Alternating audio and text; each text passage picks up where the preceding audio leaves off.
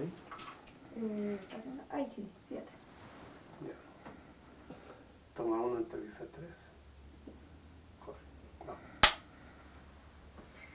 Muy bien, Miguel. Entonces empezaremos. ¿Podrías compartir con nosotros las fechas o el periodo durante el cual has estado involucrado con el ISEC? Yo he trabajado en la Universidad Católica antes de egresar, como ayudante y asistente de Juan Antonio Morales, lo cual fue para mí una escuela impresionante. Y me involucré en el ISEC desde su creación. Primero como ayudante, como asistente de Salvador Romero y de Juan Antonio Morales. Y luego se me encargó algunos trabajos que eran específicos sobre la economía campesina en el altiplano. Te estoy hablando del año 75, 76, 77 aproximadamente.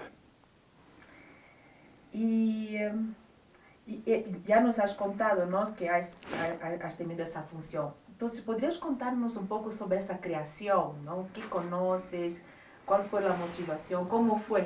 Hace 50 años la Universidad Católica era muy pequeñita. Era un grupo reducido de alumnos y un núcleo de profesores de alta calidad, entre los que recuerdo a Armando Pinel, por supuesto, a Juan Antonio, Charlie Machicado, y quienes nos fueron formando, y un grupo de exalumnos nos convertimos en asistentes y luego en investigadores del ISEC. Te hablo de Rolando Terrazas,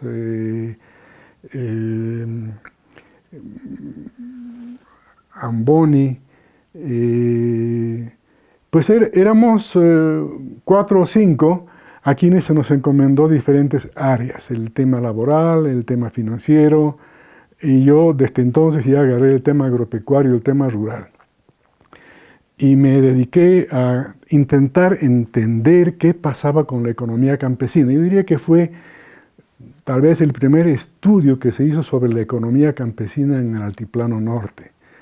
Había muchos estudios antropológicos, históricos, sociológicos, pero ninguno que yo conociera hasta entonces que se dedicara a entender cómo funcionaba la economía familiar campesina. Y para eso, pues, leí sobre todo a Chayanov, que fue mi inspiración principal, y que estaba comparativamente de la Rusia presoviética, en el albor del mercantilismo y del capitalismo en el área rural. Había ocurrido la reforma agraria 20 años antes y el campesinado estaba comenzando a convertirse en un sujeto económico dependiente del mercado y del dinero, por primera vez en toda la historia. Intenté medir eso, entender cómo funcionaba esa unidad económica familiar, cuál era su lógica, su racionalidad, si era la acumulación o más bien la disminución del riesgo, o cómo se combinaba la sostenibilidad ambiental con el mantenimiento de la familia, el autoconsumo. Y ya comenzamos a ver que estaba en sus inicios un proceso de migración campo-ciudad que ha sido imparable en estos 50 años. Ay, qué interesante. ¿Y te acuerdas cuáles fueron los desafíos del ISEC en este primer momento de creación, ¿no? ¿Cuáles eran los objetivos? ¿Dónde salían los temas? ¿Nos puede contar un poquito más sobre eso? Juan Antonio, como director del ISEC, nos dejaba a los miembros del equipo que optáramos por nuestra preferencia profesional y el enfoque. Nos ayudaba a conseguir financiamiento. En el caso mío fue la Fundación Ford en Lima, que nos dio unos recursos, estoy hablando de $15,000 o $20,000 de esa época, para contratar estudiantes de la misma universidad, técnicos del Instituto Boliviano de Tecnología Agropecuaria para hacer el trabajo de campo. Era una cosa muy pequeña, pero teníamos ya la visión de largo plazo de generar capacidades locales, autónomas y autofinancieras, de lograr nuestra autosostenibilidad. Ya entonces generábamos recursos propios porque la universidad no tenía ni un peso en esos momentos y teníamos que conseguir financiamientos de otras fuentes y así lo hacíamos. Entonces elaborábamos proyectos que los negociábamos con agencias y lográbamos un abanico de pequeñas propuestas. Estaba comenzando los sistemas de computación, en la IBM. A mí me tocó hacer cuadros gigantescos, transparentes, para hacer cruces de variables, antes de que se usara la computadora. Pero bueno, fue el tránsito en los años 70 del trabajo manual a el trabajo ya procesando datos a través de computadoras. Así que fueron los inicios de la investigación. Así es. En Bolivia. Así es. Qué interesante. Desde tu experiencia, ¿cuáles consideran sido las contribuciones más importantes del ISEC? Demostrar que no puede haber universidad si no hay investigación.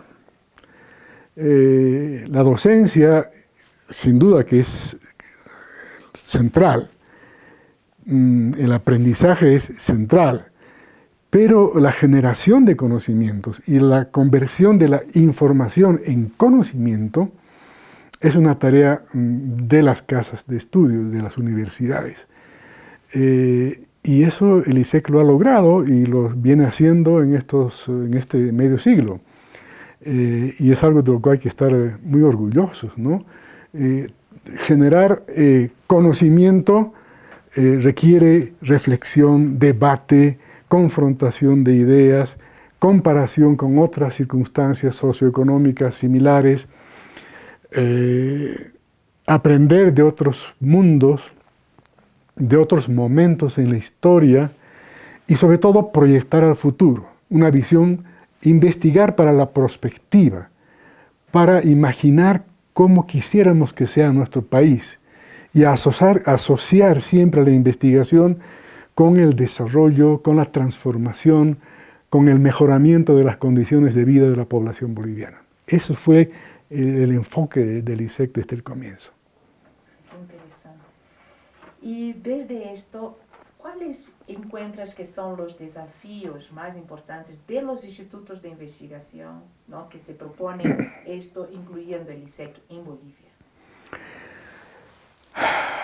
Mantener su independencia y autonomía, no dejarse someter por corrientes de pensamiento o por momentos históricos de hegemonías ideológicas, que es muy fácil.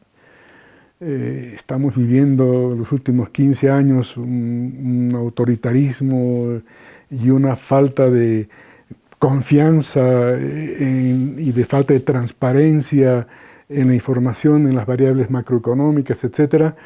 Un instituto de investigación tiene que ser independiente de esa visión estatal, dominante, autoritaria, y tiene que ayudarnos a ver la realidad, ver cómo es, ayudarnos a entender lo que está pasando y cuáles son los potenciales y las posibilidades que tenemos como país para transformarnos. Las universidades son para eso y los institutos de investigación son un engranaje clave que ayuda a la formación. Un profesor tiene que nutrirse no solamente de los libros tradicionales y clásicos, sino de los conocimientos que se van adquiriendo día a día a través de la investigación. Genial. Y desde tu experiencia, ¿cuál fue la importancia o qué aportó, qué te ha dado haber pasado por el ISEC de manera más personal? Me comprometió con el tema rural. Ahí nació en el ISEC, en los estudios que hice sobre la economía campesina, sobre el cultivo de la papa, sobre la tecnología agropecuaria, nació una vocación que se ha mantenido durante toda mi vida. Ya son 50 años que estoy trabajando en estos temas. Me dirán, qué aburrido. No, todo lo contrario, siempre hay cosas nuevas que uno aprende. Me enseñó el ISEC a creer en mí, a creer en la universidad, en la investigación como una herramienta, pero una herramienta para el compromiso y el cambio social. La investigación no es para que se quede en los libros y en los estantes de las bibliotecas, es para que nos lleve a actuar, que nos lleve a producir conocimientos que puedan convertirse en políticas públicas, que puedan convertirse en propuestas de desarrollo y de programa. Entonces, eso es lo que me enseñó el ISEC. Ay, qué bonito. ¿Hay algún tema adicional que te gustaría complementar? Pues que sería muy importante una mayor articulación de los centros de investigación que hay en el país. Algunas ONGs están ahí, otras universidades no tanto, pero también hay. Sería muy bueno articular, coordinar, potenciarnos mutuamente entre distintos centros de investigación, aunque tengamos diferentes disciplinas. Yo creo que la capacidad de crear pensamiento se multiplica cuando juntas gente que está pensando en opciones alternativas, medio ambiente, desarrollo sostenible, economías verdes, cambio de la matriz energética, son los temas del presente. Y yo creo que el ISEC debiera abordar eso con una mayor fuerza. Genial. Y que no estaba en el script, pero ¿cómo fue y qué significó trabajar con Juan Antonio Morales, tan joven, ¿no?, como su asistente? Bueno, él también era joven, él debía andar por los 35 años y yo por los 20, 23, una cosa así. Para mí fue un honor, para mí fue un orgullo, para mí fue, wow, he logrado ser asistente de Juan Antonio, el profesor que me aplazó en econometría y que después me tuvo como su asistente y después compartiendo con él la investigación. Todo lo que yo sé lo aprendí de Juan Antonio. Bien, ¿tienes algún mensaje para el ISEC en sus 50 años? Yo diría que hay que incidir en los jóvenes, mujeres y hombres, en una visión positiva del potencial de nuestro país. Están pasando cosas muy feas, muy malas, hay desánimo, hay desaliento, pero no podemos quedar atrapados en ese pesimismo. El ISEC tiene que ayudarnos a mirar el futuro con perspectivas de transformación y de esperanza. Muchísimas gracias. No sé si Carlos tiene algo que quiere complementar. No. César. Completísimo. Muchísimas gracias. A ustedes las gracias. Excelente.